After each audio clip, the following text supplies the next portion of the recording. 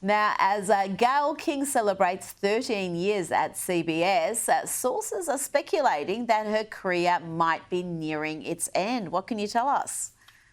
Well, her contract's coming up, and the return on investment, quite simply, is not there. She's on the third-rated morning show. But don't worry, Rita, I did look it up. I Oh. Googled it, and NASA accepts applications for their astronaut candidate program on an as-needed basis. So all hope is not lost.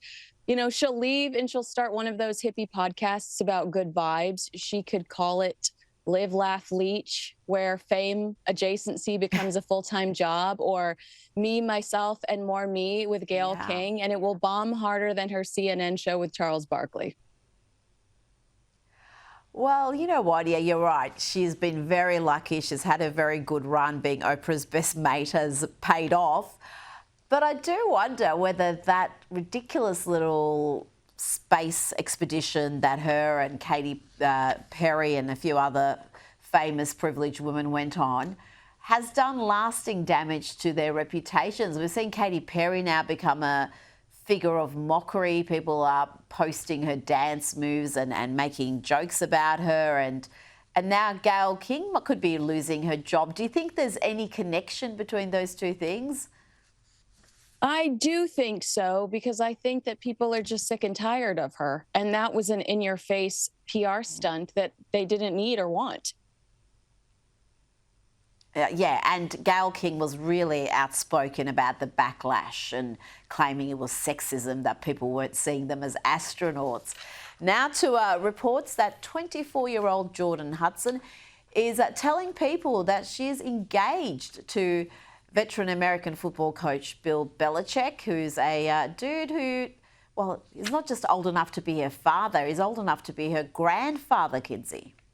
That's right. And one of the reasons why people really do believe that this is true is because he just had a fresh paint job on his boat that's fueling this speculation. So his boat used to be painted to say 8 rings in honor of his Super Bowl titles. Now it says 1+8 rings. I mean, this guy is so much older than Hudson. I wouldn't tempt fate with "Till Death Do Us Part" on the wedding vows. That could be any minute now. Just, 50 years between them. That's a few years. Now, an insider has told the Daily Mail that Hailey and Justin Bieber's marriage has turned ugly, the pair going at each other's throats, apparently. And Justin Bieber's revealed that he'd once told Hailey during a fight that she'd never be on the cover of Vogue. What sort of a thing is that to say during a fight? Bizarre. And to announce that to the world on the day that they release her Vogue cover, which completely hijacked the headlines. She didn't get to have a victory lap about this cover because all anyone wanted to talk about was the nasty way that he treated her and what he said to her. In this same article, the source quotes them as Romeo and Juliet without the morbid ending. Calling them Romeo and Juliet does not make it romantic. It just means their relationship has a body count. There's nothing romantic about this drama. Now to Ben Affleck and Jennifer Garner's daughter, Violet. She's written about a tense argument with her famous mum about climate change after her family escaped to a hotel to avoid the smoke from the Los Angeles fires. This is in a candid essay for Yale. Kinsey, what else can you tell us? I mean, she calls her brother basically stupid. This paper is so arrogant and condescending. It's really brave for her to speak out about climate change from the comfort of a luxury hotel suite that her famous mother paid for. And it's easy to worry about the ice caps melting when you've never had to worry about paying rent. Her mother is so sweet and was elbow deep in ash volunteering to rescue people and pets during those fires. I don't think she needed a lecture from a Nepo baby. Yes, the Nepo babies can be insufferable. Now, sources have told Page Six that Taylor Swift will finally have the chance to buy back the original recordings of her first 6 albums. Kinsey, it's going to cost a bit, isn't it? I know, but will she, Rita? 2 years ago, Bloomberg estimated that the re-recorded albums had a combined value of $400 million. So she earns royalties Wow. from each streaming song, each record sales, album purchases. So the PR war between Taylor and Scooter Braun turned out to be incredibly lucrative for her. Would she rather continue to re-record? What's left?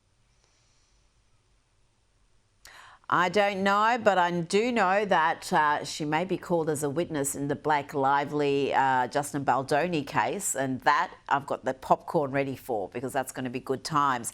But before you go, King Charles and Queen Camilla are coming to North America. There's a great deal of conjecture, interest in whether this will mean a reunion with Harry. Is that on the cards, Kinsey? When hell freezes over, will that happen? I don't think King Charles wants anything to do with Prince Harry, who has never found a camera and a microphone he hasn't complained about his relatives to. I just don't see that happening anytime soon. But he does have two grandchildren he's probably never seen, or if he's seen very little of, and he's only got two sons. You're not thinking, given he's battling cancer, he should reconsider? Any interaction Prince Harry has with his father gives Harry content that he can go sell. And, whether it's an interview, remember the second he met with King Charles, he told Good Morning America, I just saw my father who has cancer. He talked about how these moments can bring people back together. It's content for Prince Harry, and I don't think that the royals trust him. That is an excellent point, and I think probably that's the number one reason why nobody in the family wants to deal with him or Meghan, because they don't want to provide more content for the next podcast, the next Netflix series or book. Kinsey Schofield, you nailed it. Thank you so much for your time tonight.